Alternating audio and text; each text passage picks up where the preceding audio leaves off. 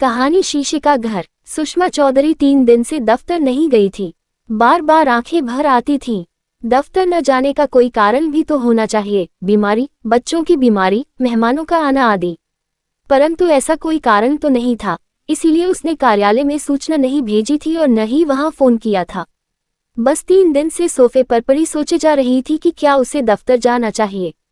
किंतु इससे भी अधिक चिंता उसे इस बात की थी कि अभी टेलीफोन की घंटी बजेगी और गोपाल वर्मा उससे पूछेंगे, सुषमा ठीक तो हो?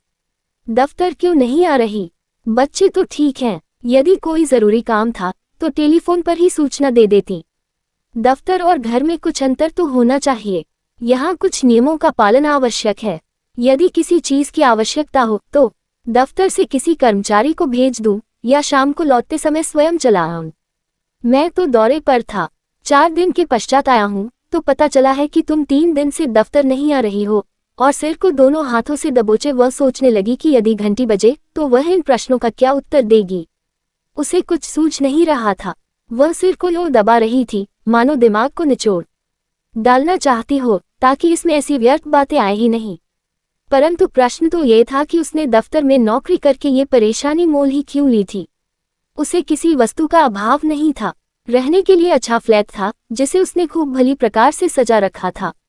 पति की पेंशन से अच्छी गुजर हो जाती थी। 3 सुंदर और स्वस्थ बच्चे थे। वह स्वयं ऐसा अच्छा जीवन व्यतीत करती थी कि 40 वर्ष की होने पर भी कोई उसे 3 बच्चों की मां नहीं कह सकता था। वह अफसरों के क्लब की सदस्य थी और अपने पति के मित्रों और उनकी पत्नियों में लोकप्रिय थी। समय व्यतीत करने के लिए उसने कई प्रकार के जंगली पौधे लगा रखे थे। कभी चित्र भी बनाती और कभी किताबें लाकर पढ़ा करती। बच्चे अब उस पर अधिक निर्भर नहीं थे। बड़ी लड़की निशी, जो उसकी जवानी के दिनों की प्रतिमा दिखाई देती थी, अब कॉलेज चली गई थी। दोनों लड़के स्कूल में थे। सुषमा अपने आप को घर के कामों में व्यस्त रखने का यत्न करती, फिर भी उसका मन उचाट रहता था। पति के जीवन में वह जिस प्रकार के दैनिक सुख सुविधा के जीवन की आदी हो चुकी थी, उसका कोई निशान भी बाकी नहीं था। अब तो मानो वह एक नाव चला रही थी जिसमें उसके जवान हो रहे बच्चे सवार थे, जिनकी उछल कूद से कभी कभी नाव डोलने लगती थी। नाव को ठीक दिशा में रखने के लिए चप्पू चलाते चलाते उसके हाथ थक जाते थे। उसे अब अनुभव होने लगा था कि पैसा और पेंशन ही सब कुछ नहीं है। उसे समय बिताने के लिए किसी निश्चित कार्यक्रम की भी आवश्यकता है। जीवन में कोई ऐसा साथ भी होना चाहिए जिससे वह सुख दुख बांट सके, जिससे वह कठिन घड़ियों में परामर्श कर सके, जो बच्चों की देखभाल में उसका साथ दे। यदि बच्चे रात देर से आएं, तो वह अकेली बैठी उपन्यास न पढ़ती रहे, किसी से कह सके कि वह स्कूल या कॉलेज से बच्चों को ले आए। ऐसी ही परेशानियां थीं जो भूत के समान उसके सिर पर सवार रहती थी हर समय। इनके बारे में सोचते रहने की अपेक्षा उसने चौधरी साहब के कार्यालय की ओर से पेश की गई नौकरी स्वीकार कर ली थी। ये मुलाजमत उकता देने वाली घड़ियों के लिए थी।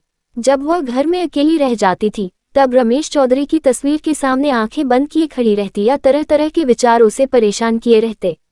वह 11 बजे जाकर 4 बजे लौट आती थी। इस नगर में उनका अपना कोई नहीं था, किंतु उसने इसे यहाँ रहने के लिए इसलिए चुना था कि उनका अपना फ्लैट था, बच्चों की शिक्षा का ठीक प्रबंध था। आवश्यकता के समय पति के मित्रों और कार्यालय से सहायता भी मिल जाती थी। नौकरी कर लेने के पश्चात उसका जीवन कार्यक्रम नियमबद्ध हो गया था। वह अपने आप पर भी अधिक ध्यान देने लगी। जो वस्त्र पहनने छोड़ दिए थे वह उन्हें फिर पहनने लगी। प्रत्येक कार्य नियमबद्ध हो गया और 5 घंटे दफ्तर में व्यतीत करने के पश्चात वह जब घर आती तो इतनी थकी होती कि बेकार के विचारों के लिए उसके दिमाग में कोई स्थान ही नहीं होता। वह एक प्याला चाय लेकर आंखें बंद किए आधा घंटा चुपचाप बैठी रहती। उसके पश्चात बच्चों के काम में लग जाती। किंतु ये नौकरी भी तो उसकी वर्तमान कठिनाइयों का एक कारण थी। उसकी ब्रांच का अधिकारी गोपाल वर्मा कभी उसके पति के साथ ही काम कर चुका था। उसे भी युवा अवस्था में सुषमा के विधवा हो जाने का कम दुख नहीं था। सुषमा ने ये नौकरी गोपाल के अनुरोध पर ही स्वीकार कर ली थी, क्योंकि गोपाल ने ही उसके लिए केवल कुछ घंटे का एक काम निकाल लिया था, जिससे उसे घर से निकलकर कुछ समय बाहर गुजारने का अवसर मिल गया था। गोपाल के रूप में सुषमा का एक भले मनुष्य से परिचय हुआ था, जो सुषमा को परेशान देखना नहीं चाहता था। उसका कथन था कि यदि वह अपने एक पुराने मित्र की विधवा के लिए इतना कुछ भी नहीं कर सकता तो वह मनुष्य कहलाने का पात्र नहीं है।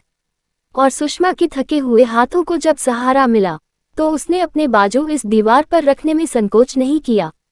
वह अपनी समस्याएं गोपाल से कह देती थी या उनके संबंध में उससे परामर्श करती। इस प्रकार गोपाल वर्मा सुषमा के फ्लैट पर भी आने जाने लगा। बच्चे एक भले पुरुष को घर पर पाकर बहुत प्रसन्न हुए। वे भी अपने छोटे छोटे काम गोपाल अंकल से कहने लगे। गोपाल के पास बहुत से सरकारी साधन थे जिनसे सुषमा और बच्चों को बहुत सहायता मिल रही थी। प्रायः गोपाल घर लौटने से पहले सुषमा के यहाँ कुछ क्षणों के लिए रुक जाता। कभी बच्चे कहते तो उनके साथ कैरम खेलने लगता, कभी चाय भी हो जाती। इस प्रकार बच्चों के जीवन का सूनापन कुछ हद तक दूर हो जाता और दोनों छोटे लड़के तो अब होमवर्क में भी गोपाल से सहायता लेने लगे थे। निशी को कभी किसी वस्तु की आवश्यकता होती तो वह भी बिना संकोच गोपाल से कह देती। अब गोपाल अंकल इस घर में कोई अपरिचित व्यक्ति नहीं थे। दफ्तर में भले ही वे सुषमा के अफसर थे, किंतु घर में वह परिवार के एक दयालु मित्र के नाते आते थे। उन्हें सबको हंसते खेलते देखकर प्रसन्नता होती। इसी से संतुष्ट होकर वे घर चले जाते। वह एक कर्तव्य था जिसकी पूर्ति में उन्हें आनंद भी आता और गौरव का अनुभव भी होता। यदि गोपाल एक सप्ताह के लिए बाहर चले जाते तो बच्चे उनकी प्रतीक्षा करने लगते। सुषमा के बहुत से काम भी रुक जाते जो वह दफ्तर के सेवकों द्वारा करा दिया करते थे। दफ्तर से समय निकालना सुषमा के लिए संभव नहीं था और छुट्टी के दिन तो घर के काम समेटने और बाजार जाने में ही बीत जाते थे। गोपाल अंकल एक वृक्ष की भांति बनते जा रहे थे जिसका सहारा भी था और घनी छांव भी। उनके आने से सुषमा का तो मानो मानसिक तनाव बहुत हद तक कम हो गया था। अब वह ये नहीं सोचती थी कि यह कार्य कैसे होगा, वहां कौन जाएगा। गोपाल बहुत सी समस्याओं का समाधान कर दिया करते थे। इसी कारण सुषमा उन्हें घर की छोटी छोटी बातें भी बताने लगी थी। हाँ, एक बात जिसमें वह गोपाल को अपना राजदार नहीं बना सकी थी। युवा अवस्था में पहुंच रही उसकी लड़की निशी योग्य भी थी और सुंदर भी। वह इस आयु में निशी को किसी पुरुष के बहुत निकट नहीं आने देना चाहती थी। बच्चों ने घर पर बैडमिंटन का नेट लगा रखा था। शाम को बच्चे जब खेलते तो गोपाल भी कई बार खेल में शामिल हो जाता, परंतु सुषमा का प्रयास यही रहता कि निशी गोपाल की पार्टनर न बने। उसने निशी के बारे में कभी गोपाल को अधिक कष्ट नहीं दिया। उसके अधिकतर काम वह स्वयं ही निपटा आती थी। निशी सुषमा के पास उसके पति की अमानत थी जिसमें वह किसी प्रकार का विकार देखना नहीं चाहती थी। निशी के कॉलेज का एक युवक उसके साथ बैडमिंटन खेलता था। अच्छा, सुंदर लड़का था। सुषमा को निशी के उससे मिलने पर अधिक आपत्ति नहीं की। एक दो बार रंजीत निशी को अपनी कार में घर छोड़ने आया तो सुषमा ने बुरा नहीं माना, परंतु जब निशी रंजीत के घर जाने लगी तो सुषमा के कान खड़े हुए। यदि देर तक रुकना हो तो निशी वहां से फोन कर देती। सुषमा को ये पसंद नहीं था। वह इस कली को फूल बनने से पूर्व भटकने देना नहीं चाहती थी। इसलिए वह यही चाहती थी कि यदि निशी को रंजीत से कभी मिलना भी हो तो वह उसे अपने ही घर बुला लिया करे। रंजीत का आना जाना बढ़ने लगा था, इसलिए उसने रंजीत के बारे में अधिक जानकारी प्राप्त करना आवश्यक समझा। वह ये काम गोपाल को नहीं सौंपना चाहती थी ताकि कहीं कोई उलझन खड़ी न हो जाए। उसने निशी के कॉलेज जाकर पता लगाया। रंजीत एक अमीर वकील का बेटा था जिनकी हालत और समाज में स्थान सुषमा से कहीं ऊंचा था। खाते पीते शाह खर्च लोग, प्रत्येक प्रकार की सुख सुविधा उपलब्ध। निशी को उनके यहाँ से कोई न कोई उपहार मिलता ही रहता था। यदि बात आगे चले तो सुषमा को उन लोगों के बारे में पूरा ज्ञान तो होना चाहिए। उसने वकील साहब के बारे में कोर्ट में अपनी जान पहचान के एक वकील से परामर्श किया तो वह चौंक उठी। वकालत के श्वेत बोर्ड के पीछे वकील साहब काला धंधा करते थे। वे तस्कारों के वकील थे। आए दिन बड़ी बड़ी पार्टियां देते जिनमें जज और बड़े बड़े अधिकारी भी भाग लेते।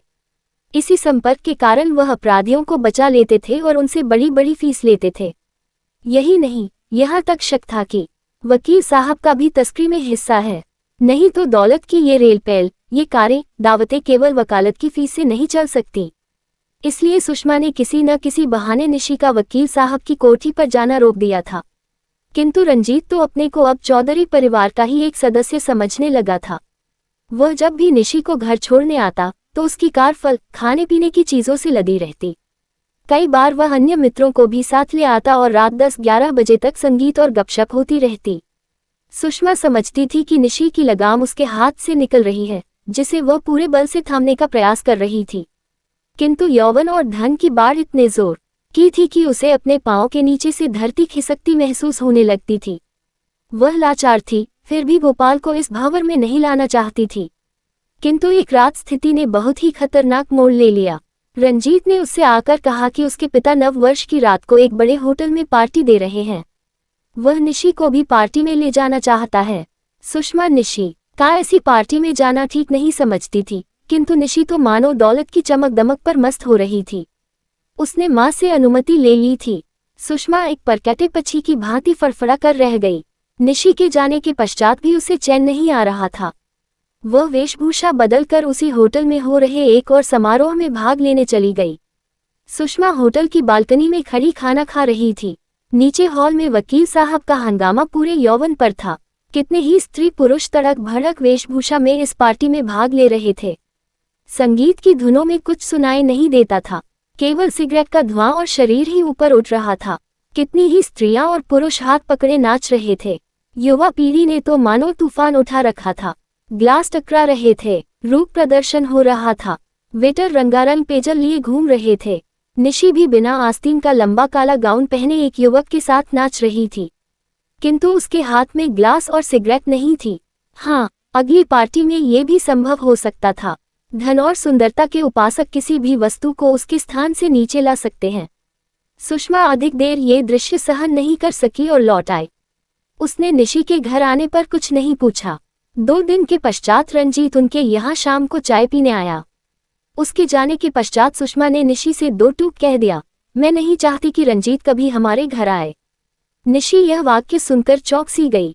कुछ क्षण चुप रहकर बोली, यदि रंजीत यहाँ नहीं आएगा तो गोपाल अंकल भी नहीं आएंगे, और पांव पटकती हुई अपने कमरे में चली गई। सुषमा दोनों हाथों में सिर को दबाए यो सोफे पर दुबकी बैठी थी, मानो वह शीशे के घर में बैठी हो जिस पर चारों ओर से पत्थर बरस रहे हों।